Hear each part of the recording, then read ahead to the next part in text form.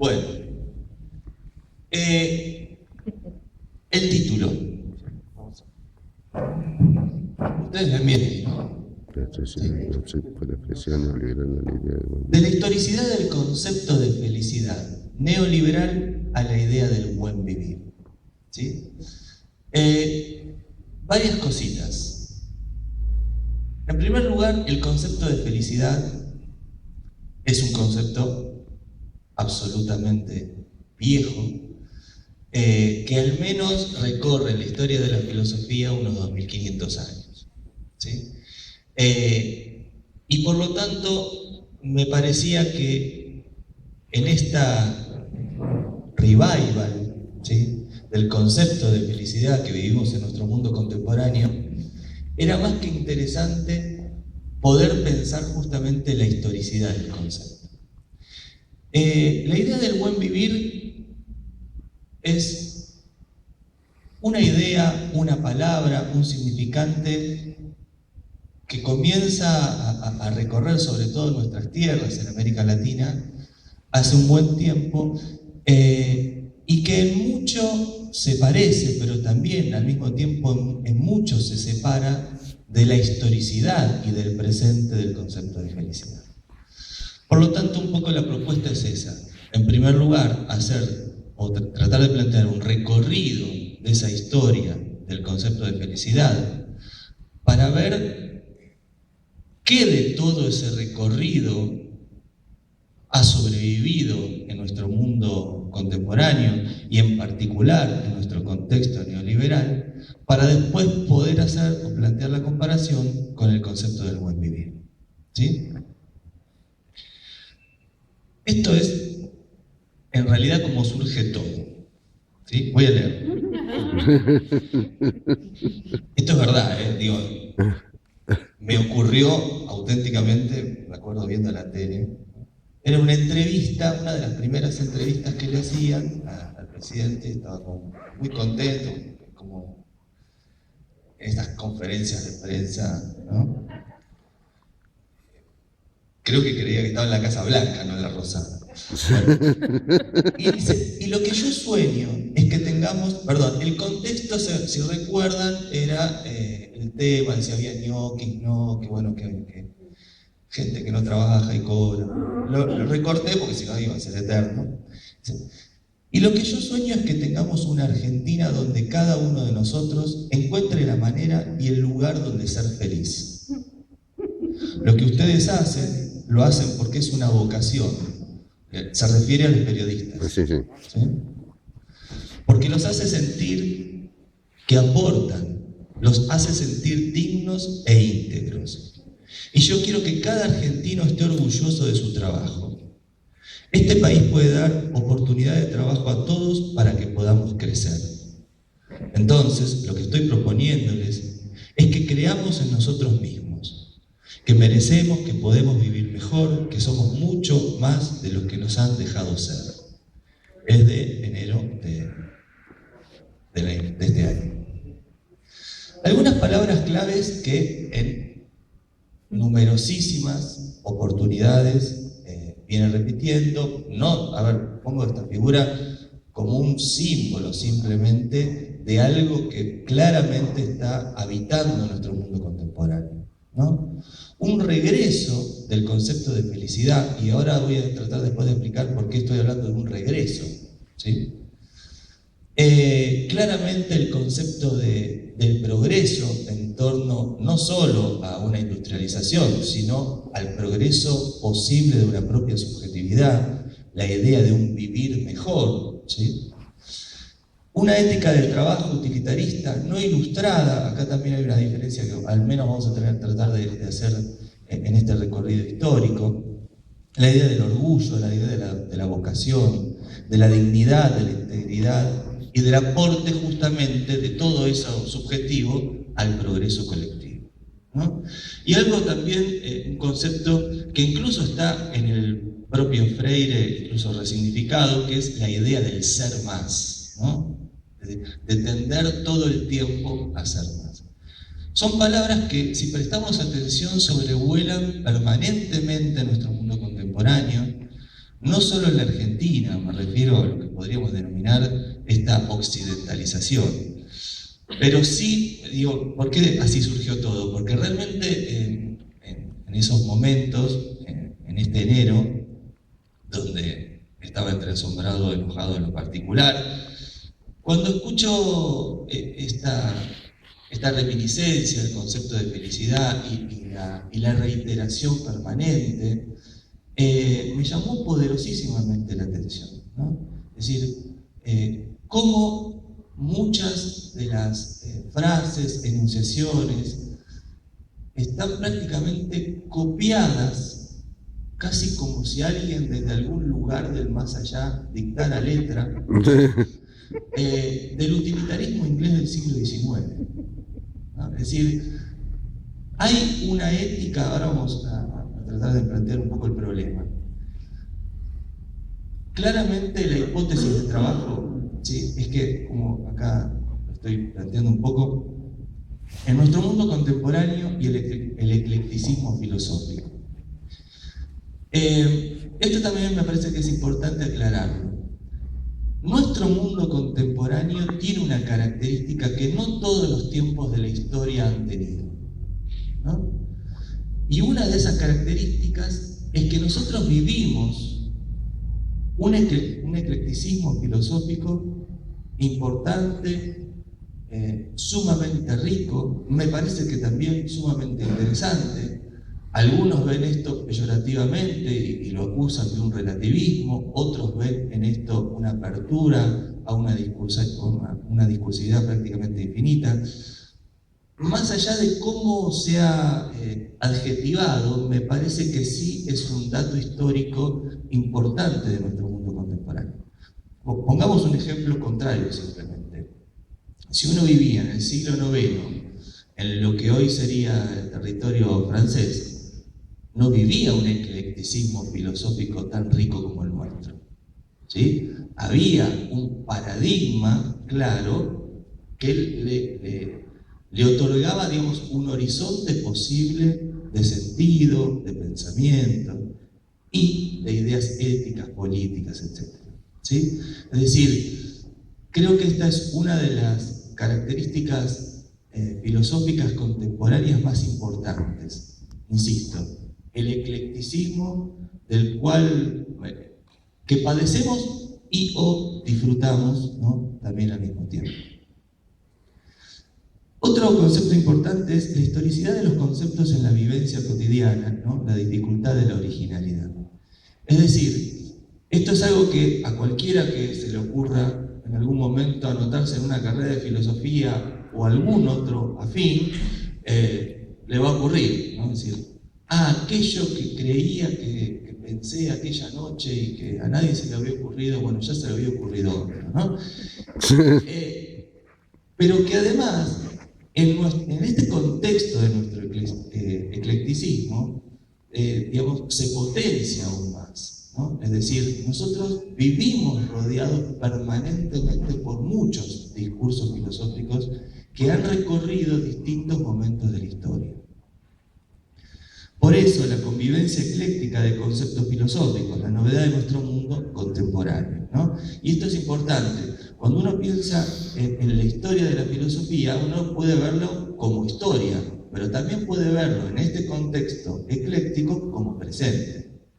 Es decir, ver la historia de la filosofía podría ser, en esta hipótesis, comprender cómo están estructurados nuestros discursos en un acto casi, digamos, psicoanalítico, ¿no?, socialmente hablando, ¿sí? Entonces, los diversos modos de ser feliz y el triunfo de la felicidad neoliberal sería un poco el planteo, digamos, de toda esta charla.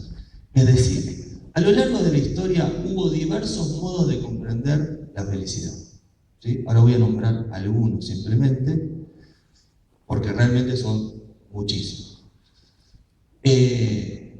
Y un poco la hipótesis de toda esta charla es que, a pesar de la afirmación que acabo de hacer, de que vivimos un eclecticismo filosófico importante, nuestra estructura ética mayoritariamente es utilitarista.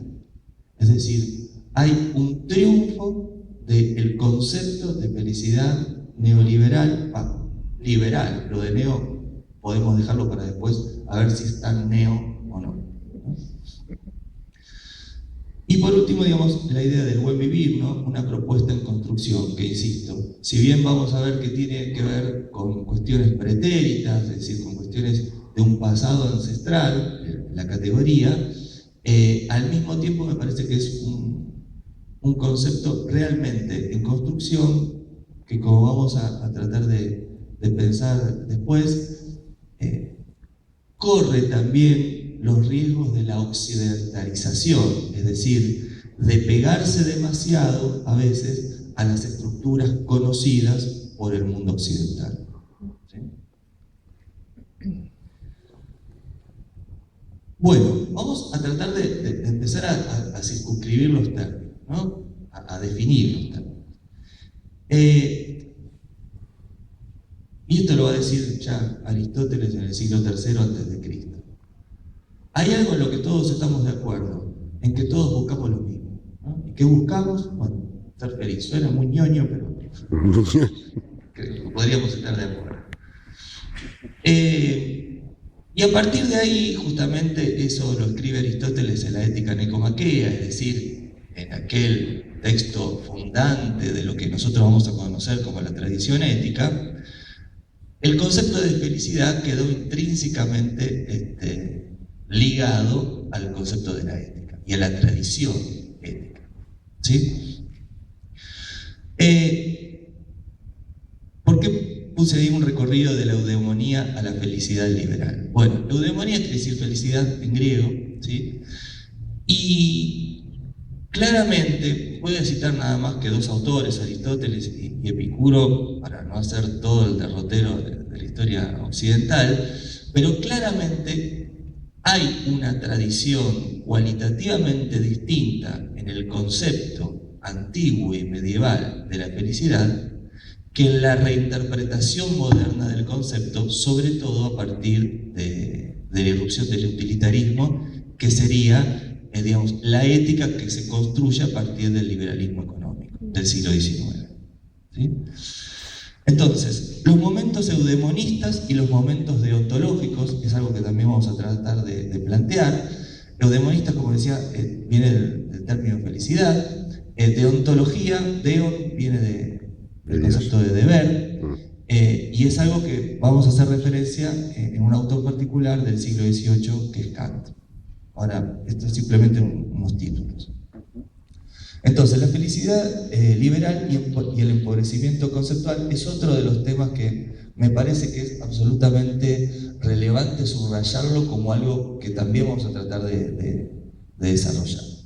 Bueno, hagamos un poquito entonces de historia.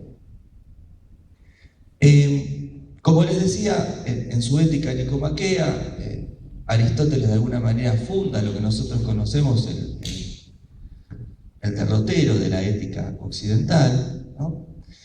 Y allí plantea, ¿no?, la vida virtuosa como camino a la felicidad. Es decir, vamos a tratar de traducir también a nuestro lenguaje cotidiano algunas cuestiones. A partir de Aristóteles y hasta el siglo XIII, siglo XIV, si uno le preguntase a cualquier, digamos, persona por qué ¿por qué portarse bien? ¿Por qué ser un buen tipo? ¿Por qué ser una buena persona? ¿Por qué ser un virtuoso? Que sería una terminología más propia de la época. Bueno, la respuesta era para ser feliz. ¿Sí? Como dice Aristóteles, claro, dependía, variaba muchísimo qué entendíamos por felicidad. ¿Sí? Pero en algo estaban de acuerdo, ¿sí? En que la idea de la bondad estaba ligada a la idea de la felicidad. ¿Sí? La idea de la virtud estaba ligada entonces a la idea de la felicidad. Ahora, en el caso de Aristóteles, hay un agregado más, que tiene que ver con la relación entre la felicidad, como puse acá, la intelectualidad. Es decir, para Aristóteles, en una posición bastante elitista desde el punto de vista intelectual, él consideraba que el camino virtuoso en donde nosotros analizamos las acciones en relación a los demás, lo que nosotros denominaríamos ética, es un camino necesario, pero no suficiente. Dicho de otra manera, si sos un buen tipo con los demás, podés llegar a ser feliz, pero con eso no te alcanza. ¿Sí? Daba algunos, diríamos hoy, tips, ¿no? Bueno, cómo uno puede conducirse, ¿sí?, con los demás para construirse en una persona virtuosa. Bueno, tener la habitualidad de los buenos actos, ¿no? Con que haga una buena acción un día no alcanza. Aristóteles tenía una obsesión con el término medio, la idea del frónimos, o sea, del hombre prudente, del hombre equilibrado, ¿sí?, de no caer en los excesos, no caer en los vicios, en los extremos. Y, insisto, faltaba un paso más. Ese paso más tenía que ver con la capacidad intelectual de poder contemplar los primeros principios, a lo cual claramente él consideraba que no todos podían tener acceso a ello. Sin embargo, consideraba al mismo tiempo absolutamente necesario que todos atraviesen el camino del virtuosismo, ¿sí?, el camino de la virtud. Y esto es muy interesante cuando uno liga la ética con la política, o cuando uno piensa la ética con la política en el mundo de la antigüedad, en el mundo de la polis. Es decir, la felicidad individual y la felicidad de la polis son una y la misma cosa, o al menos son dos caras de la misma moneda, ¿sí?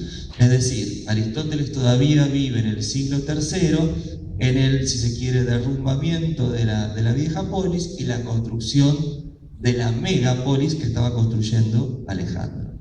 Cuando hablamos de polis, siempre me gusta tirar algunos números para que se entienda. Ciudades como Miramar, siempre lo digo, 30.000 habitantes, ¿no?, más o menos, un poco más, un poco menos, según de qué polis estemos hablando, a pertenecer ya a un imperio en donde el criterio de pertenencia es infinitamente distinto, o nulo, ¿no? Bien, entonces, para subrayar algunas cuestiones que me parecen importantes, la idea de felicidad en el mundo antiguo, ya desde la primera vez que se tematiza en términos de una estructura ética, digamos, formalmente hablando, se piensa ya desde lo común. ¿Qué quiero decir? El lugar que tiene el otro en ese camino de la felicidad es imposible de evadir, ¿sí? Es decir, el otro es absolutamente necesario para comenzar el camino de la felicidad. Después vemos si llegamos, en el caso de Aristóteles o no, pero es el primer eslabón, ¿no? Y es ahí entonces, decíamos, donde el concepto de la felicidad individual, la idea de la felicidad de la polis, o la felicidad política, podríamos decir, son una y la misma cosa.